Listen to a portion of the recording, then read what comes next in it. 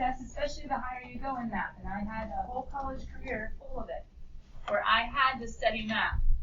I mean, I did in high school somewhat too, but definitely did in college. For some of you guys, this class is kind of like college math for you in the sense of like, you're like, man, my grades are lower in math than they ever been. Some of you are like, man, I'm being lazy and that's why. And some of you, I don't know, you're blaming me, you're blaming the class you're in, you're blaming junior, sophomore, senior year, whatever you want to blame it on. But to some extent, you gotta stop blaming people and try to figure out how am I going to adapt to the situation I'm in to succeed as best I can. And hopefully grow and learn as best I can too. There's a life lesson in all of that stuff. Here we go. My wise counsel. Get this example down. Why? Well, I wish you were listening at the beginning of class. Something about a test and a long answer and the possibility of something like this being. All right, here we go. What am I doing? Solving for ABC, because what am I trying to make? What are these called? Partial fractions. Now pause. Last night in homework, weren't there some problems that you did not have to do near as much work for? Because they just said what? What were the questions? You got to stop here and not do anything else. What did they tell you? Write the form. That's important because when you guys get to the test, if you get to a question that just wanted the form and you do the whole process and you go to match and you're like, it was A, B's, and C's, you just wasted time, right? So coming back here, does this say write the form? No. So I couldn't just stop at A, B, C, but in homework there were like, I don't know, 2-3 sections where you were just writing the form or matching the form. Those were nice, hopefully. Ask me questions if you got stuck. This one doesn't say write the form of, it says write the partial fraction decomposition of. I have to go all the way. Okay, so yesterday, we factored this guy. I split up my factors to, this guy was repeated, which meant I had to count up to him. I had 1, 2, 3 factors. I had 1, 2, 3 partials. Why are there only A, B's, and C's on top? Well, I know, but what was something else that happened in last night's homework besides A, B, and C's being up there? Couldn't there have been something that was a little bit harder? The quadratic. What if you had a quadratic? You have like a bx plus c. You have something harder. But question, were there any quadratics inside these factors? Nope. X to the 1, x to the 1, x to the 1. Has a squared. I know, but that's called repeated. Repeated, we count up, and we get to keep those constants. Only when there's an x squared on the inside do we have to do that extra thing. Anyway, trying to address some of your homework questions before we even get in. All right, as we come down here, one way of attacking this problem, after we use Vanessa's trick of multiply. We multiply, the fractions are all done. Some of you can do this step fast. Some of you need to write it out to do it correctly. After we go through and multiply, we have 2 options. One is color code. By color code, I mean, see that this guy is an x squared term? See that this guy, what was next? Was it yellow or purple? I don't know. Let's go purple. And then see that this guy is a constant. And say, I have 3 different types of terms. And so I bet over here there are 3 different types too. You would need to FOIL this guy, distribute the A, distribute that guy. And then go find all of the squareds and set it up as an equation. Find all of the x's, set it up as an equation. Find all of the non-x's, the constants, set it up as an equation, and solve that system of 3 unknowns, 3 equations, which sometimes is fast and sometimes is awful. Or, and I'm just showing you the or to make sure that you know it. And it's also, I think, Nathan, you said what Calc Chat seems to do a lot. What Calc Chat seems to do a lot, the or. And the or says, or, do some plugging in things. Kind of like the thumb trick. Oh my goodness, middle schoolers are dying outside. X equals 0. Just so you're just excited. Or we plug in 3 x's. And my advice to you yesterday was start with the zeros. The zeros of who or what? The zeros of the denominators. Who's the 0 of this guy? Yeah, 0 of that guy. Yeah, 0, the same thing. What do you do if you need to throw in? Plug in 3 and you only have 2. Come on, Nikki, you know this one. What happens if you only have a couple zeros? How do you choose who else to plug in? Look at the factors, and once you do that, I only got 2 of them. I needed 3. was your strategy? Her strategy, if it's -2, she puts a +2. If it's -1, put a +1. I just say pick something easy. Don't go plugging in 13. That's going to take so much time. I haven't used 1 yet. Plug in 1. If you've already used 1, plug in 2. I don't know. Choose something small and easy. When I say plug it in, okay, I know we're in the context of a long division is happening. It's a partial fraction decomposition. We're trying to identify our numerators of those different partial fractions. That sounds so smart and so snazzy. And yet some of you get stuck at the algebra 1 substitution step. Come on, it's basic. Just track with me. When I say plug it in, where am I plugging this into? All of the good old-fashioned algebra. Don't make it harder than it needs to be. All the x's. Plug it in right here. Instead of color coding, plug in 3 x's and see what happens. So what happens if I plug in 0? Come on, mental mathers, let's go. 6, right? Okay, keep plugging in 0. Uh-oh. Okay, now some of you, I know, it's going to take a little bit of time. I think that's what makes math kind of hard for some of us. It's just like, oh my goodness. But do you see? Take your time. 0 plus 1 squared. It's just 1a, yeah? Now see the pattern.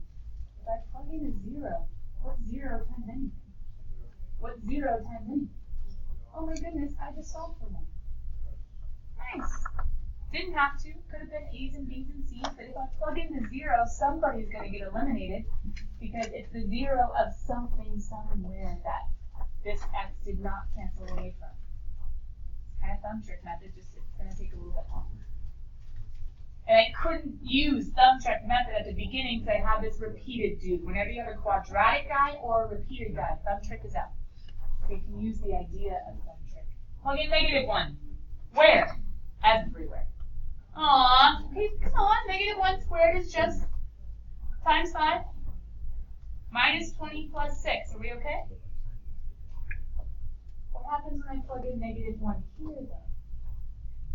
Life is nice. If I plug in a 0, he's gone. Plug in a -1, he's gone. Plug in a -1, he's not. Can't I do a quick 11 minus 20 is -9, so C is equal to 9? You don't have to do it as fast as me. Just someone double check that I'm right, because when I go fast, I make mistakes. And take it at your speed. You okay? So now it's time to plug in 1. Why? Well, I need a third. I have A, I have C, I need B. I'm doing the plugging in method, so I'm sticking to the plugging in method. Someone in the back who likes to do it his mom way. Plugging in. Oh, but 1's easy. It's 5 and 20 and 6. Isn't that 31? Take your time, go at your speed. Now it's going to be a little annoying because 1 plus 1 isn't 0. But oh well, we already did the zeros. We got the benefit from that, and now we have to actually do it a little bit longer. But isn't 2 squared 4? And isn't 1 times 2, 2, and 2 times B, 2B? And then 2 times C is 2C. All I gotta do is say I know A. Oh yeah, that's 6. I know C. What is it? 2C? Oh, because I was plugging in 2 in my head. I don't know why I was doing that. What was I supposed to be plugging in? Yes, because 1 times 1 plus 1. And then I kind of stole that 2 for whatever reason. Good check though, thanks. Oh, sorry, we're plugging in. 4 times 6 plus 2 times, I don't know, plus 9. I have 24. Oops, I don't know why I wrote 9. My brain. Scary place. 24 and 9 is 33. 31 minus 33 is -2. Back me up. A is equal to -1? Yeah. Did you have to do it that way? Huh? Could you color code it? Uh-huh. Find all the pinks, find all the purples, find all the yellows. Just make sure you multiply it all out first. But plug and chug, it's a nice one that usually is easier. Usually, every now and then, it's not. Usually it's easier. Now guys, there is always the option that if you don't like it gets a little too confusing keeping track of all the math, you could technically multiply this whole thing out first and then plug in In some ways it would be easier. I like leaving it like this, number one, because then I don't have to multiply. And number two, these places where I plug in the zeros, I can get rid of whole terms, which is really nice and really fast. But some of you, the mental math, just like me, I don't know, I plugged in a random 2 for no reason. If the plugging in goes wrong, of course it's going to be off. But once again, I do think, did anybody see CalChat plugging in stuff and like getting random equations by plugging in? They could help you double check your work because that's how they're doing it. Or you could double check your work with them if you're doing it a similar way. But long story short, that's not my answer. What's my answer? That big, huge, good. From the long division is x plus, what are my parts? 6 over. How'd you know that? You're matching up A with the x. And then B, which could be a minus 1. All over x plus 1. And then all over. How could you double check you're right if it's like a test and it's a long answer with maybe like 8 to 10 points? Hopefully it's more like 6 to 8 points, but either way it's a lot. Couldn't you do? Yeah, we expanded it. You could always common denominator and make sure you're good if there's extra time. Questions on the process? Did I lose anybody? Do you see how this might help you with the CalChat if you couldn't quite track with it last night? Maybe not. Let's go see how homework went, yeah? Because there were some weird things that happened, for sure. Oh, but you know what? Hold on, give me one sec. I did have this one. We could have solved for it. I'm kind of choosing not to solve for it. Instead, I'm going to change the directions. Because this actually showed up, I think, towards the beginning-ish of homework. Maybe not exactly like this, but let me add, right, the form of, which means we don't have to solve, right? We're going to like those ones on the test, I hope. Let me just throw this down here with equals. How many partial fractions am I going to have? 2. Why 2? How many factors I have? Does that make sense? But wait, it's a 4th degree. Why not 4? I can't factor this down anymore. It's stuck. It's what we call an irreducible quadratic. So what's one of my denominators going to be? What's the next one going to be? Whenever I have it repeated, I have to count up. I have to start with 1, go to 2. If it was a cubed, I would have 3. If it was a 4th power, I would have 4. But what are in my numerators? Ax plus b, cx plus b. Why? Because of the square root of plus. Yeah. Let me show. I think I showed it to a few kiddos after school, maybe some period 7. Why is it like this? Can I just show you what would happen if you had something like this and you couldn't factor it? Let's say we had an irreducible cubic. I would have to do the same exact idea, except it would change because I have to allow for the biggest denominator possible. And if it was tied, I would have done long division, so that doesn't make sense. But I do need to account for, well, okay, it can't be tied, but it can be one less. A cubic would need a quadratic needs a linear, and a linear, where is he? Oh, I lost him. A linear needs a constant. So that's how I know how to form the partial fractions. I mean, we don't have any like this, but I thought it might be helpful for just a few of you to understand why we need that, to realize we just have to go 1 degree down. 1 degree down from this is no x. 1 degree down from this is an x with a constant. 1 degree down from a cubic could be a quadratic. Anyway, I thought that might be helpful to show the whole class. A few people yesterday found it helpful. Okay, homework. Section 7.4, partial fractions. Ooh, we get to do some shading today. So if you get bored at all today, and you want to go find some cool colors to use, maybe like 2 or 3 or 4, might be a good thing to grab out for today and tomorrow. But let's go grade our evens. For those of you with cool colors, worst comes to worst, get out your blue pen, your black pen, red pen, a pencil. I mean, that counts as 3, I guess. A highlighter, 4. If you have more fun stuff, though, you can grab that out, too. But here we go. It's grade section 7.4, and I think I have it open in your book already in case we have questions. But as you guys are getting your color pens out to grade, maybe some extra color pens out just for class today. Let me also get a snipping tool open so that my computer can be thinking while we start coding. Here we go. Number 2, the turn improper.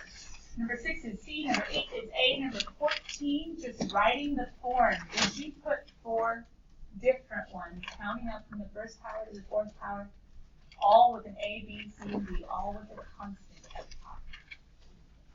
Like those form ones. Number 22, bummer. It changed from write the form to solve. It changed from write the form to solve. How did you solve? Did you multiply and then?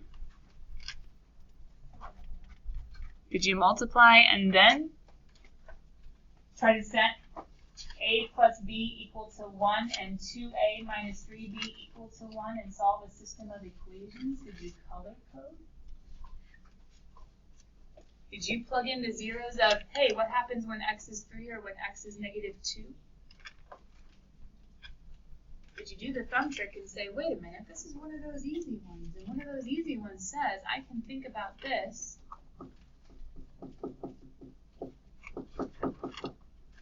Neither of them are repeated, neither of them are quadratic.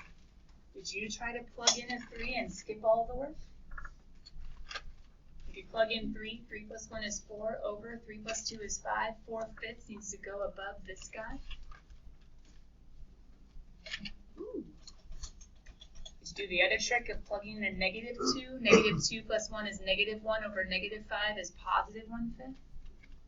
But the question is also, did you guys realize that when you wrote this, you can also write it their snazzy way? They're pulling out a GCF, guys. And what's the GCF of both of these? Taking away the 5th and being like, oh, hey, there's a 4 left, there's a 1 left, sweet, I'm done. They're just rewriting it in a nicer way. But this is right and that's right. Is that okay? Are there other fractions that show up in here? Okay. So if so, you can write it, technically you can write it as the fractions. Just realize the multiple choice answers are going to have it in the nicer form. Are we tracking? Ask me if you're stuck.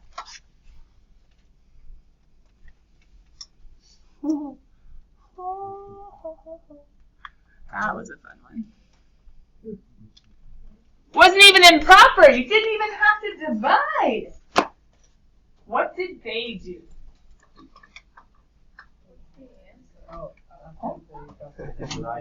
2, 6, which is 1/3 minus, well, it depends on what order your factors are keying in. Here we go. Negative 1/6, 1/6, and 1/3 above the x plus 2, the x minus 2, and the x squared plus 2. Then they pulled out, got a common denominator, pulled out 6.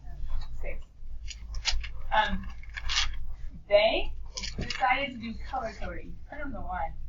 I didn't want to. I wouldn't have wanted to like foil and foil and foil? Ugh. So they did. They foiled it. They said, here's all my cubes. Here's all my squares. Here's all my x's. Here's all my numbers. And guess what? You can match this guy up with, there aren't any cubes. Yep, 0. Match this guy up with, oh, there's a 1x squared. He equals 1, he equals 0. This guy equals 0. That guy equals 0. You have a system of 4 unknowns and 4 equations. Yikes. I think I would have used my 0 and skipped all of that work. What zeros could you have plugged in? Now that you guys kind of saw me do the zeros trick. What zeros do we have? Negative 2, positive 2, and imaginary numbers. Okay, how many do we need? We need 4 total, right? 0 and 1. We have negative 2, positive 2. Why not 0 and 1? They're easy to plug in. They're easy to plug in.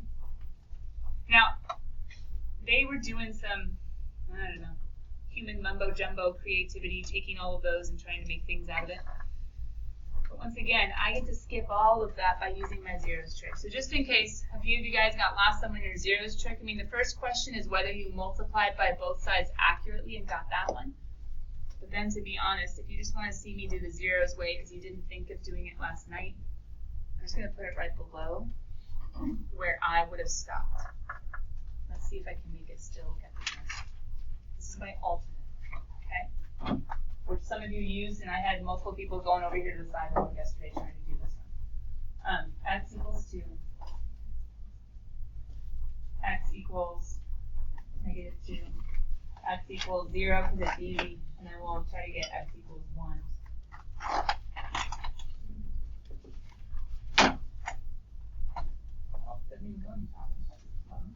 Okay. Why do I like plugging in 2? Because 2 squared is 4. No, not really, but because 2 minus 2 would be 0. Poof, he's gone. 2 minus 2 is 0. Poof, he's gone. 2 plus 2 is 4. 4 plus 2 is 6. I have 24b. I just got it. Wait, so if we do that way, because that way is like easier, and then the other way, we don't have to do that at all. So we can just do this and then that's it. It's the OR. Kind of nice, huh? With the OR, you got to be really careful to plug it in. So I'm going to make like, what, 2 or 3 mistakes already today. Slow it down. Take it at your pace. You guys have already solved this, so I'm just trying to go fast so you can check your work if you did it this way. If not, I'm just exposing you to this way. Negative 2 squared is 4. Awesome. Ugh. But wait. Negative 2 plus 2 will be 0. Poof. Negative 2 plus 2 will be 0. Poof. What's left? I have negative 2 minus 2. Negative 4 times 6 is negative 24. Times that A. A is negative 1/6. Huh. It's really nice when you plug in the zeros. You start plugging in the other numbers, you just got to deal with there being multiple variables left behind. But plugging in 0 is nice at least, because 0 squared, got them. But 0 minus 2, negative 2, 0 plus 2, positive 2 multiplied, and negative 4n. It's going to take a little bit of time. We're going to have some variables. 2 and 2 is 4b. Ooh, I have A. I have B. We'll get there. 0 times C. Oh, nice. I just have D times 2 minus 2, negative 4. I can solve for D. If I plug in A and plug in B, we'll get there. Plugging in 1, I would get 1 equals, 1 minus 2 is negative 1, and 3 is negative 3. What I saw yesterday was a lot of, for those who were doing it on the board, just mental math mistakes. They were trying to go too fast. Just slow it down. 1 plus 2 is 3. 3 and 3 is 9. 9b. 1c plus d is 1 and 2 is 3. Negative 3. So I have a negative 3 times c plus d. If you guys notice, all you need to do is get the a's and the b's in here to get d, and then the a's and the b's and the d in here to get c. And then we'll have our final solution. For sake of time, in case unless someone got stuck on that step and everything else is perfect, most of you made a mistake somewhere earlier or got overwhelmed somewhere earlier. So hopefully this at least shows you how it could be possible, and possible in a way that lets you skip all of that. But the final answer, you do end up with A being negative 1/6 over, B being positive 1/6 over. Eventually, C ends up being 0, which is why you don't see him. C ends up being 0, D is 1/3. But you might have gotten a little confused on making the answer match if you didn't realize, wait, 1/3, it's 2/6. Make it 2/6 and pull out that 6. And all of a sudden it's nice. Make it 2/6, pull out the 6. Then it's nice. Anybody get stuck in this final step that you were perfect everywhere else? Yeah? Yeah. So then, because the fractions get first, right? So then we would end up with negative, negative, positive 4/6. I'm just going to keep it 4/6 and then see if I have to reduce it. And then I end up with another 4/6. Minus 4 times d. That ends up being 8/6. Move it to the other side. And then, Emma, whenever I go to divide, I just think multiplication by a reciprocal is so much easier, especially when they're fractions.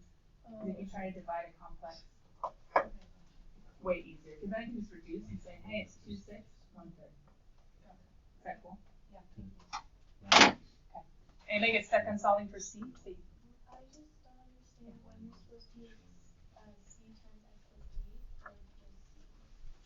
Got it. That comes back to, I showed an illustration a second ago about, just in case you ever did see it. If there was ever an irreducible cubic, I'm trying to show you the pattern before I show you in notes where we did it. We always make a partial fraction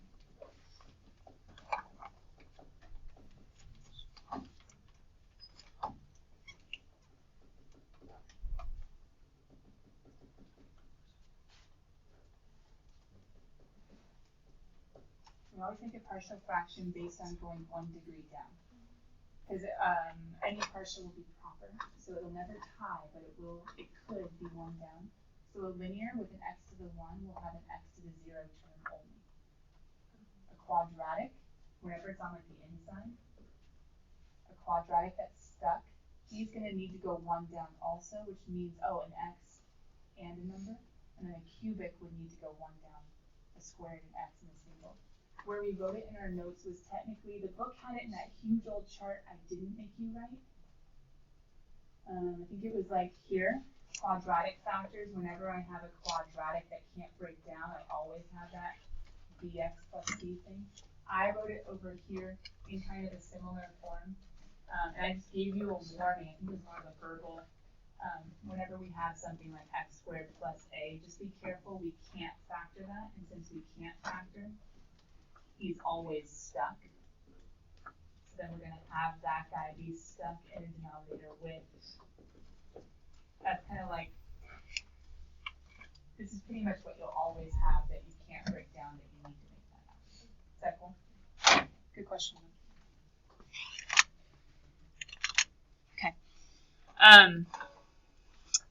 Number 44. So it's the hardest easy one ever. Because that's the answer. Some of you are like, but wait, no, that's not the answer. That was the long division. Like, they didn't finish the problem. Those little cheaters say, wait, pause. Why are you even doing long division? This is where most BC AV kids, if they're doing improper division to be able to make their problems possible, they totally miss this one because they forgot that improper means the top is higher than or equal.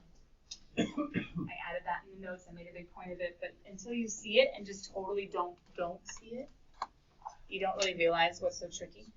But yeah, we can divide because it goes in 1 time. This really hard one, which class had it? Calc AB had it on one of their last tests. They had it like this, all over. I have no idea. Sure. And they were like, we were supposed to divide. A lot of them forgot it. They were doing test corrections.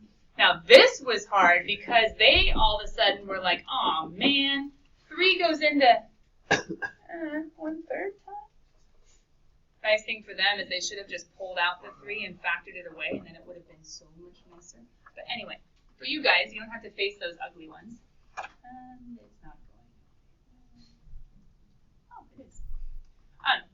You guys, x squared goes into x squared 1 time. No big deal. Let's see if I got it all. Nope, got it. But when you guys go to divide, now careful. Any poor little seals die in the making of your homework last night?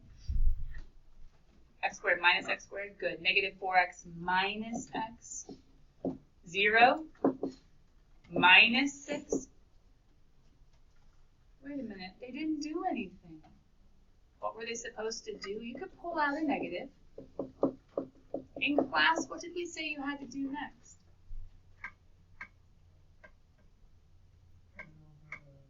Put it over, and then what? Yeah, it's time to do partial fractions, right? Factor the denominator, and then you gotta split that guy up, and okay, it's gonna be this whole process. Here we go, 5x plus 6. What happened when you tried to factor them?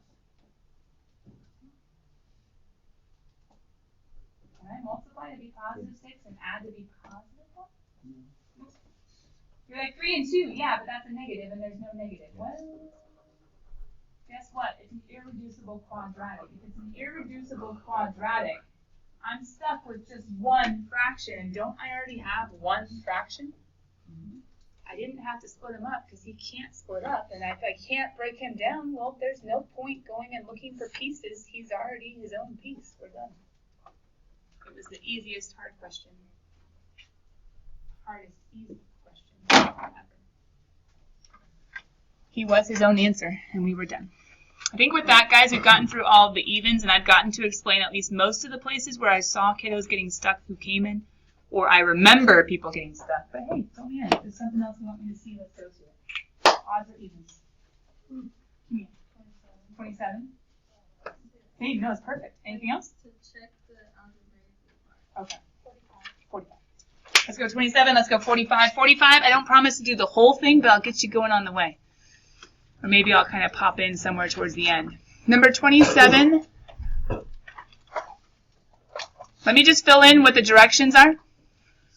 You're supposed to find the partial fraction decomposition, and then you're supposed to check algebraically. That's the whole, let's expand it, and then let's check by condensing and make sure it matches. So hopefully, this guy's already factored. That's nice. Sadie, I just have A and B on top because this square isn't stuck in it. When I go to multiply, you guys hopefully already got here. You have options. I'm a lazy person, so I guess we could have plugged in like 3 and something else. But I can see real fast. This is why I like color coding. I can see where this guy came from. I know that A is 3 because he's the only guy with an X. And then I know that this guy had to come from those ones. But you could have also plugged in X equals 3 and X equals like a 1. And you should have still gotten A equals 1. Right, maybe it's 3A plus B. Oh no, A equals 3. A equals 3, X with X. And then negative 3A plus B equals 0. So let's plug in 3. Negative 9 plus B equals 0. B equals 9. Good so far? Why is it not A over X minus 3 plus B over X minus 3? Because those are technically the exact same fraction. And if you had two separate X minus 3s, they would have been put together to make 1. So there's no need in having two parts with the exact same denominator because it's really like, we would put it in the same category. So instead we need to think about how this is a repeated and we count up. Kind of like the beginning of homework, there was 1 to the 4th power where it could have been a 1 or a squared or a cube or a 4th power. We need to make sure those denominators are unique but could both be parts that went together to make the whole. But they don't add up. Well, but let me do Vanessa's check algebraically and show you what I need to think of.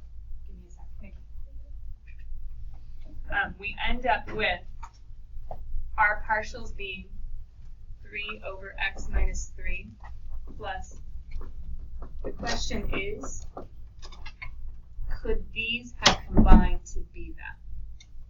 And the answer is yes. And how could that have happened? Well, all we have to do is get a common denominator. So Kenya, the point is this could have never come from this alone. I don't think. Because if it came from this guy alone, which the ones that you wrote, they were the same thing. They go to be the same thing. It can't come from this alone because I'm going to always have some sort of distribution, like 3x minus 9. I'm going to always have two terms. This guy, the constant was gone. The only way he could have been gone is if I had that elsewhere. And the only other denominator that could have possibly joined, sorry, I didn't get my common denominator in there.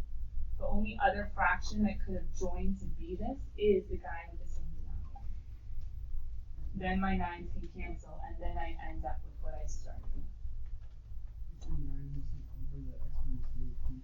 You already have common denominators, and then it would just be a larger number next one. Right? Because If this was just X minus 3, is that what you mean? yeah. But then you would have had to have multiplied by X minus 3 over X minus 3, putting it together. There would only be one piece instead of 2. And we can't have one. Oh, let's get away from this. If you're trying to break it down into its parts, there should be separate parts. I can't have one whole one something equal one whole something else. I don't know if that makes sense. But like, you were thinking it needs to be more than one. You just didn't realize that the two you wrote are really just one category still. I can't have one condensed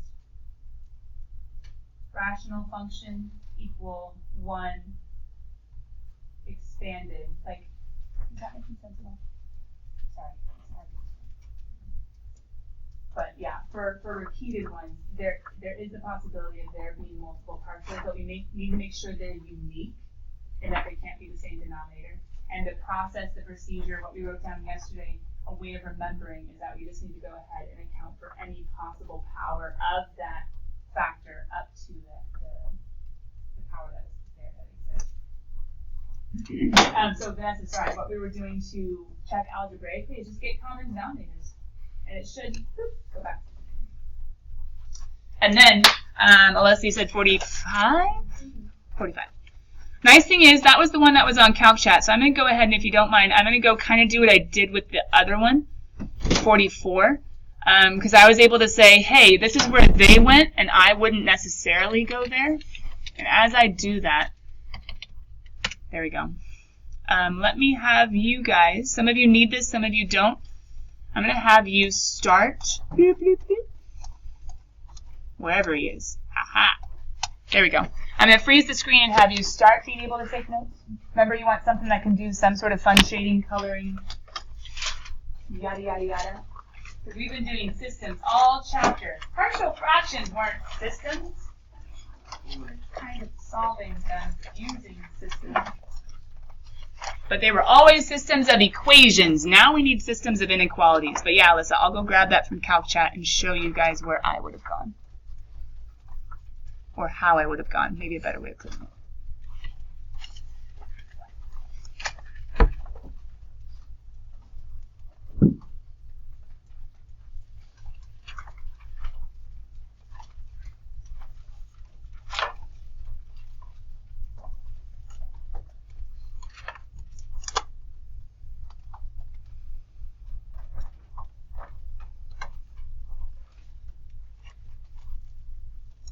We've just gone over a long homework.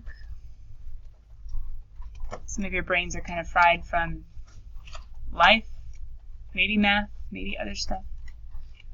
But we do need to cover this section today, and it is an easy one in some ways. It'd be a great time for me to do a easy 100% spot check just for buying in and keeping up and doing some notes.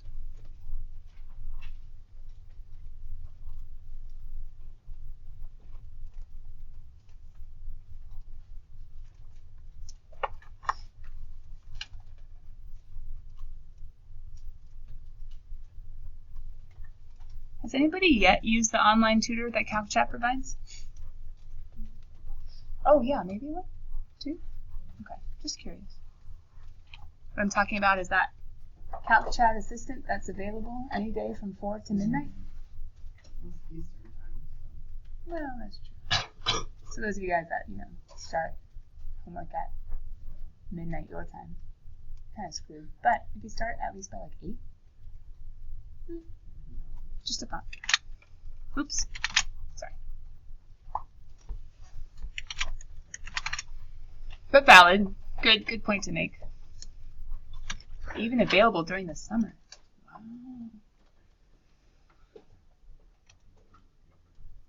But it is also Sunday through Thursday, which makes sense. They get weekends too.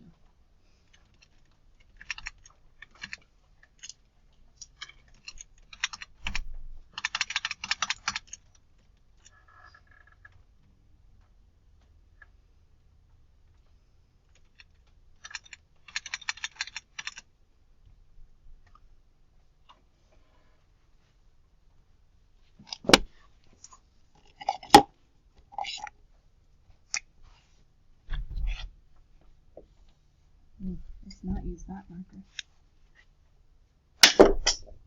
Top my pen.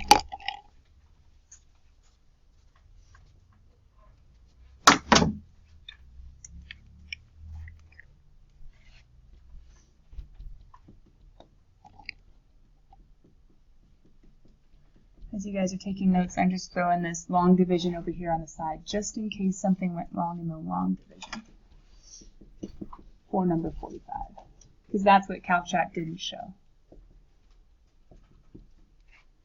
And as we talked about, many seals might die.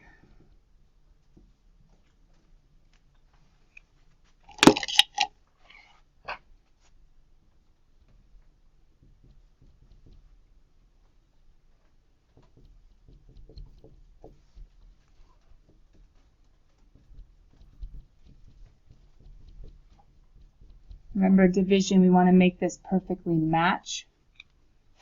These little markers are heads. So that when we subtract in division, they cancel out.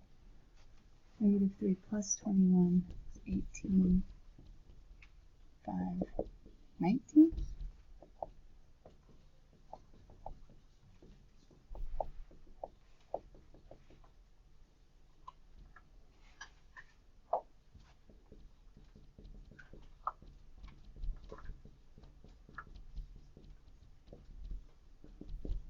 The nice thing about this one, Alyssa, is that it was one of those nice thumb trick ones, which is pretty awesome.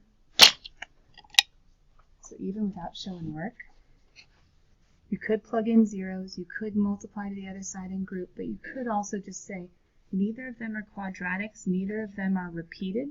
I'm going to plug in my negative 2, which would be negative 36 plus 19 all over negative 1. We'll get back to it in a sec. We'll plug in a negative 1, negative 18 plus 19 all over 1.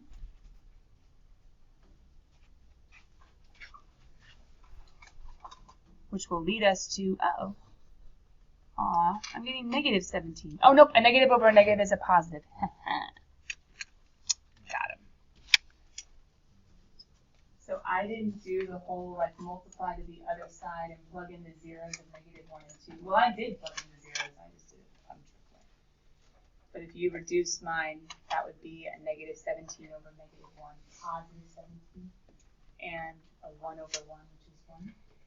And that came from, check it out, my long division. Okay.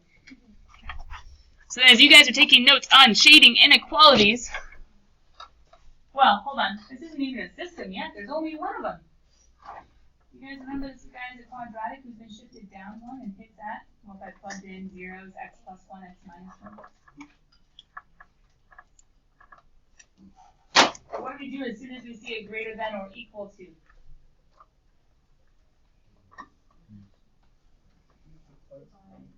The easiest point to test if it's not there is 0, 0. What happens if you plug in 0, 0? Is it true or is it not? So I shade on the side with 0, 0. I shade on the side with 0, 0. Now, sketching as though it wasn't equals. That was me shade and sketch. That was me sketching the boundary line. We call this the boundary. But real quick about that boundary line. Remember, he can either be solid or dotted. Why was mine solid? They're always solid. I made him solid because I saw the or equal to. If I have an or equal to, I do solid. What do I do if I don't? We'll make him dotted instead. If we have a greater than or less than. So that boundary line, sometimes he's dotted, sometimes he's solid. If you do them in your calculator, you won't necessarily be able to know. So you have to graph it by hand. But then shading, one way is to test a point. If it's true, you shade. If it's not, shade the other way, the other side of the boundary. But technically, guys, greater than or equal to, wouldn't you think of shading up? Greater than above?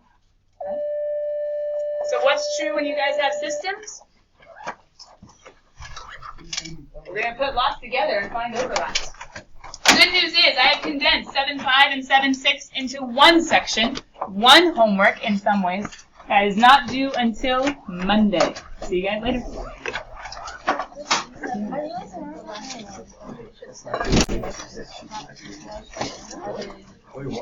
Oh, ever checked? I was going to say test, but yeah,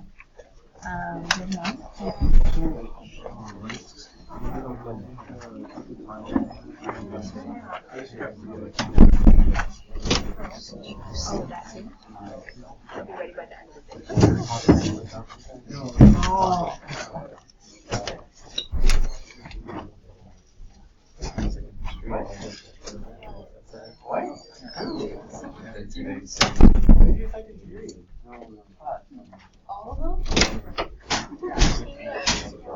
Yeah. Someone just say my name.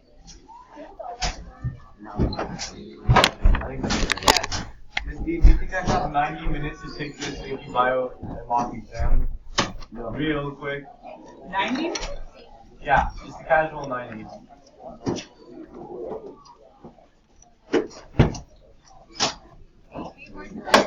What do you mean, like, during a class? Wait. I don't know the question. I think taking a full, like, AP exam in 90 minutes is a bad idea. I have it. That's what I'm thinking. Right? Like, compared to chapter 6, I was like, it was pretty easy compared to the other one.